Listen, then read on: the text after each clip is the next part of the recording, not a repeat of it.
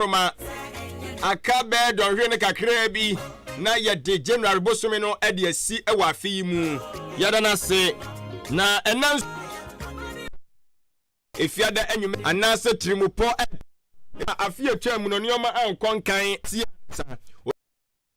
yeti no wato wo so na bedi wo timi nyini mfiri ma ne yede ase ba bi obutu bia me pa eho na awreho unya mewu wan hwe ya hwe ani ntina kukudamfo yi eso se de be ya no ye mo ka ma brabo mu sima nkonkan no ba mu ebu ano aka so no o ka se ya nenam awia agra be ka kire wo se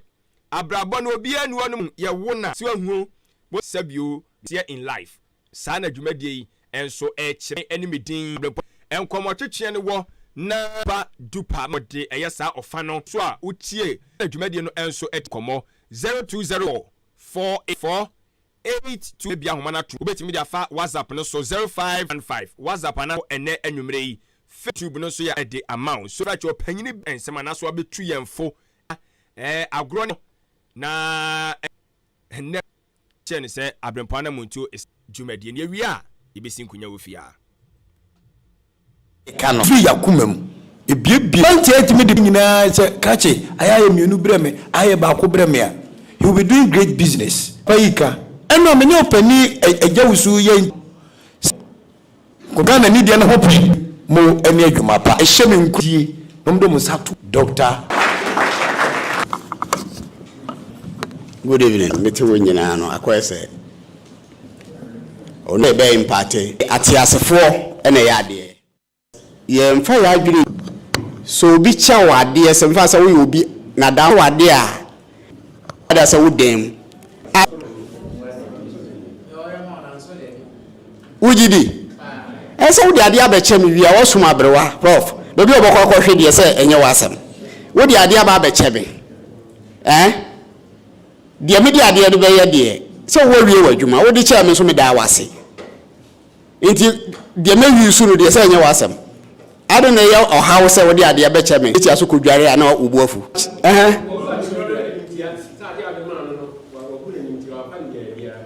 ujidi nu yenya ni wi adwe ye before po on topic ne so bi asani bia ade bia de hye de ye ma wo no mani ndo so nse de di kura wo ade na ka me se nipa ye mpe ye hu bi bia mpe ye bi bia masro kasa bi wo krom ha ne bi adenta mo hwehwe onfuo na se yegusu ye meti wo nyama matran ho bi edan fa pem no so hye fom hye dotiem wani kura ehu ma adwe ni se e musuo so obi be bie na no oga na nchen wasa uhi dadaada kura baako ene abeda ne no so fo bo mpa e dia elie bisa ansa no chest de mu wo refe wo money no wo no ye de nimdie everybody can fight only nature law na ka me show yourself papa nipa bia na ma nhwe bon cause ye ma ne so emfa wo sika die obrede ho ase no ye den na de o ma ne wo so no ye den mo nature law wuntimi ye ho hwe etisa asoroche na odi wuntimi nti e ansa na wa na montuo bi a watu se mi ba hei anayati hei so obi di abia sima na se onu so the nature law of every one hye e nipa a omo hwe e bibia so ene bi a eti wo mo wonyo oye wo fa be gina obi e wa akiri hu na refe wo se wo ejimfo a wani beje e ka me nko kasa ne nko aga na homo mbra mo bia mie na no kasa asem ne bia mu da wo start car no the engine bia hye wo mu who say ubetimi aye ma me ma simple scenario say e ka so obi de car prof wa henti twi na sikaru ni meboa okay so no wo bra na oni hende cdc ni oh ade na show wutwe ye aye ani aye e ka sa ni ye if you say ban o kan blofo aba be si anan timi aye nti na e wo fa me ka fa ni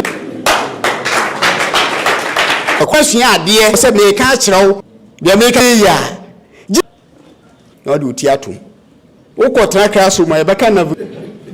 afa so kurani no ebu yɛbɛtia kyekyere man na so ntɔkwa ɛwɔ he basikɔkɔ nso adem na wo suagu kɛntɛn eti ɛmma nipa ɛnkɔ n'ani bɔsɛ abodi ne sɛ wonim a sɛ bia wobɔ taseɛ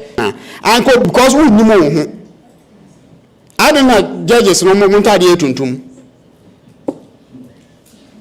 ade na lawyers obu sɛ wonim wo ho bia hyɛ ase firi ha dansi ne kuro ye ma ka kyerɛ sɛ sense ye kwa akɔ demonstration no ɔde kan ase nti wut bibia ba fine entrepreneur ɛwɔ one entrepreneur aso aye bibi kwa so ya onu trim na wutimi hu na ho mfaso nyina so the press ɛwɔ wunya de abase identify and ɛwɔ wutimi ɛso ebu Ghana ha de kampro aye a create by a target market and its viability wo ye adwuma bia ɛwɔ ade we kwa akoye no afono mo adwuma no tofo no ɔkɔ no abetena ase enti sɛ ehu ade hu ka bia wo nko awadwen mu ele ni wura se si ho no ene hu akonya nansana timi eye tunye own brain shop ade bi operation no so your operation ko afo so be so timi adults tea ozi nessa obo ha be didi biem do yi dokon no mi ba total didi adwuma no hu se ade a ehote men ka se we hu hia friends a no mani bi ade ni nyina including nipa management on fa so so hu you see won no awo ye wo city wa ho ode a ka dompe hwede wo betimi types of it to a large open say ade bia wo betimi ibia nkra ha next time wo wadu kumase wadu takrade wadu hwani ono so entrepreneur gene start a small on a meditri na bibi bebre ha no so wa hoden dipa dodo ana even social while remaining problem say ye bo how so wo how bi say wo be fi wutwa neka na bisa say mass me adi bia e betimi dia bia adwuma half a ade ba kon so me hu ni say ye society ma onipa bia hia no ma be campus they use what they call synergy the million see her we should for decide I don't meet create me business kroma e baker ba ku na be good entrepreneur try say human beings obi anything into the body so when na fa bubu influence start follow week no akose me kotu banche wo if wo dia ba wo ye no you set a realistic experience ne ho aya reach to the entrepreneur me so obra wa dwen mu abemabu obi a watimi aye me ha wani enko nipa bebre ho a ohu who affect people positive things ebe abo adwen mu poso obe ya adwum se amede nam hawo enti na bi no obi so aho wo perfume na ko fam na ohu be yi nka na enti na me be se ada se wankasa watu seminar ne answer na obi a o mie na enko ka no anankasa no nyama great obi odi no kro no ye so part of integrity is strong moral. In life, you can be smart for only one, but obianfa enye for enye, but obianfa enye for enye eten sabe to be and your high efako esuru suwa principle sabe so So umrana. Yeah, anything. Obi na bo anu all from. Untegri na fate.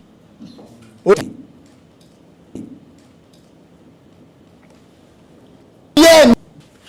Now we are contrasting. Ofo be ben o say omo no be chia. Oni omo ye aboma. Ubetia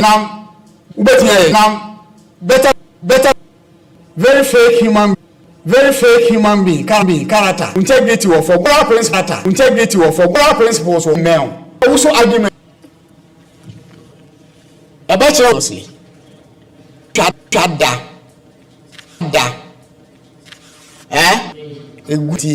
integrity inti answer na obi di bone ofofo recognize be no o japade integrity so minimum din komo business and there's something that sustain the business. So it is and staff that will help hard and some or woman for among both time when you meter it's that to be the ideal person and kaboko bank staff found the beauty so when you say the integrity of groups staff your customers customers enipa answer about 51 put to you by wishes level say acha obosono miensa yes investment who could good integrity you attract investors and for fraud the crab now the credibility with good in cause and effect life is cause and confidence so integrity be konkanka me bade am se ja for this so you do not say hey father professor black and made the good integrity don ko kanu e ya die bia inte dia lose integrity ni e ma 2000 kinken now so adani gwa him this opportunity here top ashomu 200 million kan no no kan for kan for ni ai yeah nye obi ansa nye na ngwa de o say dey eye wajimi it will take ever and that gidi idea ke ko bi ni atwemu ni body nyae otwa craft bi akwase bi a ye akoya mini question any say course on tentem via another micro integrity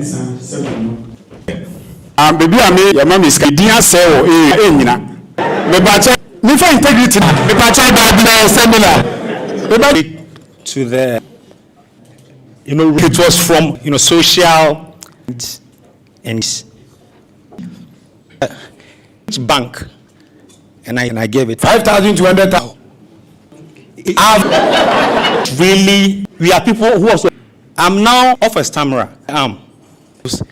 for Ghana and I said good news. I see and I said wow it could go as high I'm not for trouble so yeah that are why I can speak to that. Okay, it's 9, right? The Bible, the witness. No, but it's not same with agribusiness. What's better? 5 in a month. It is only we at 8 again. Silver bed, you know. Who be ngasa? What drink? What be the 100 go? Asukwanka bobeli. Obi so you try the power you know. You attract that Mr. Kitchen cabinet.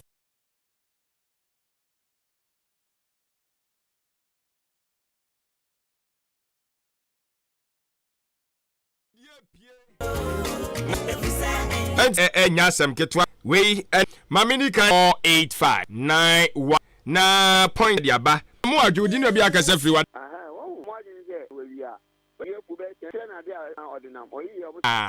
mo adwo anyumre bronya dia pon ase yeso ye ho